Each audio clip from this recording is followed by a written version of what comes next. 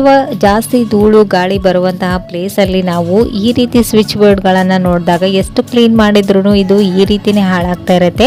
So ಇದನ್ನ ಈಸಿಯಾಗಿ ಹೇಗೆ ಕ್ಲೀನ್ ಮಾಡ್ಕೊಳ್ಳೋದು ಅಂತ ಹೇಳಿ ತೋರಿಸ್ತಾ ಇದ್ದೀನಿ. ನೋಡ್ತಾ ಇದ್ದೀರಾ, ಒಂದು ಸ್ವಲ್ಪ ಕಾಟನ್ ತಗೊಂಡಿದ್ದೀನಿ. ನೀವು ಮನೆಯಲ್ಲಿ ಯೂಸ್ ಮಾಡುವಂತಹ ಕೊಬ್ಬರಿ ಎಣ್ಣೆ ಯಾವುದಾದ್ರೂ ತಗೊಳ್ಬಹುದು. ಕಾಟನ್ಗೆ ಒಂದು ಸ್ವಲ್ಪ ಈ ರೀತಿ ಒಂದೆರಡು ಹನಿಯಷ್ಟು ಕೊಬ್ಬರಿ ಎಣ್ಣೆನ ಹಾಕಿ ನಂತರ ನೀವು ಸ್ವಿಚ್ ಬೋರ್ಡ್ ಅನ್ನ ಕ್ಲೀನ್ ಮಾಡ್ಕೊಳ್ಳೋದ್ರಿಂದ ಅದರ ಮೇಲ್ಗಡೆ ಎಷ್ಟು ಡಸ್ಟ್ ಇದೆನೋ ಅದೆಲ್ಲನೂ ನೀಟಾಗಿ ಕ್ಲೀನ್ ಆಗುತ್ತೆ. ಹಾಗೆ ಸ್ವಿಚ್ ಬೋರ್ಡ್ ಶೈನಿಂಗ್ ಕೂಡ ಆಗುತ್ತೆ. ಸೊ ಇಲ್ಲಿ ನೋಡ್ತಾ ಇರ್ಬೋದು ಎಷ್ಟು ನೀಟಾಗಿ ಕ್ಲೀನ್ ಆಗಿದೆ ಅಂತೇಳಿ.